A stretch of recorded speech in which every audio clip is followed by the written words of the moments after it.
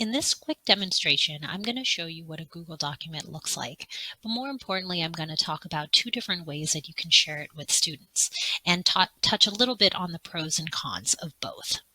So first thing we're going to do is we're going to start off by looking at a Google document for which everyone has edit access. This is the type of sharing of a Google document that you will want to do if you want to capture collaborative work in an open space. When I say everyone has edit access, it means that everyone, the instructor and the students, have full permissions to edit anything on this Google Doc. Let's see what that looks like. When you share this Google Doc link with your students and they click on it, they will go to the Google Doc. As you can see, a couple things flashed on the screen. You can see that Ms. TK Professor is here, and that is me because I am logged in. I have an M in the corner. And I can also see that there is an anonymous kangaroo. An anonymous kangaroo is a user. And if I only share this link with my students, I can be pretty positive that it is a student of mine, but I won't know exactly which student it'll be. So again, this type of access is really conducive to this collaborative group work, where capturing the work of group 1 through 6 is the most important component rather than what one individual student does. So what I want to do is I just want to show you both the instructor perspective and the student perspective using Google Doc very quickly. So I am going to share my screen. On the right-hand side, I still have my professor view, again indicated with my sign in to my Google Doc. And on the left side, I will have, I will have my student view. And you can tell that it is a student view by a couple things, and I'll show you the difference between the two. All right, so as a student view, I'm not signed in.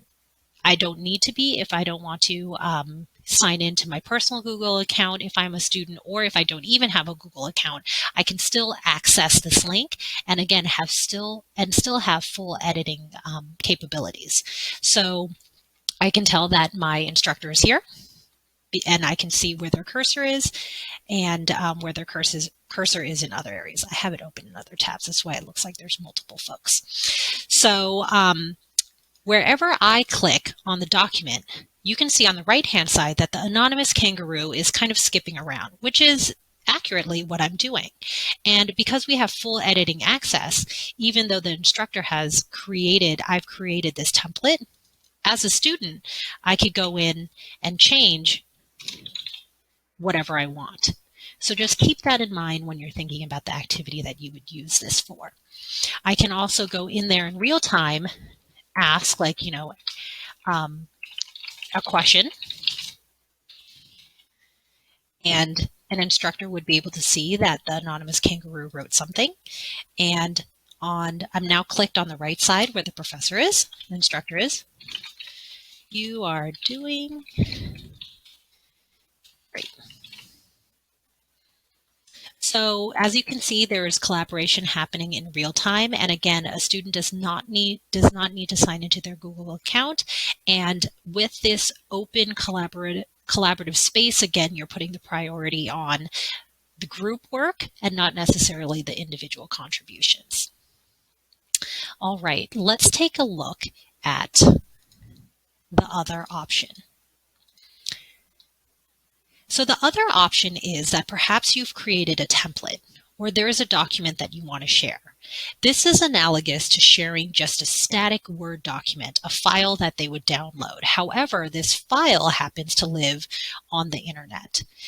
One caveat to keep in mind is that if you are providing a template for students and you want them to essentially make a copy of your template, copy of your Google Doc so that they could work on their own individually, so there is not that collaborative component, students are going to need a Google account in order to be able to do that. Upon clicking the link that forces everyone to make a copy, since I am already signed in to my Google account, I will see this. It will allow me to freely make a copy of the document. My browser knows that I'm already signed in, so it'll make a copy again to just my Google account.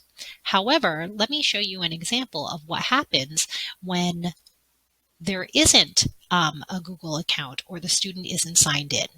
So if I clicked that same link and I was not signed into a Google account that I already had, it would prompt me to choose an account, an existing account to sign in with.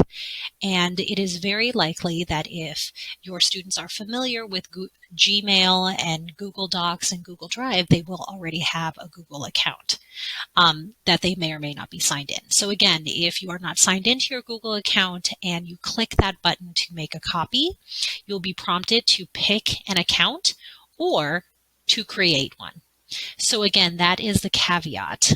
In order to see this screen, students will need to be signed into their Google account. So let me go ahead and make a copy. I'm just going to click.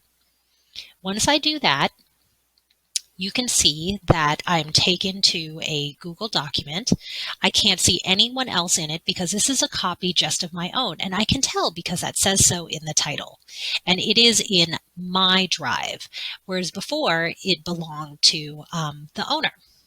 I have the same amount of information that I can fill out, but now this is essentially a browser-based internet version of a Google document. And then the student then can share this however they'd like. So that is the difference between the two.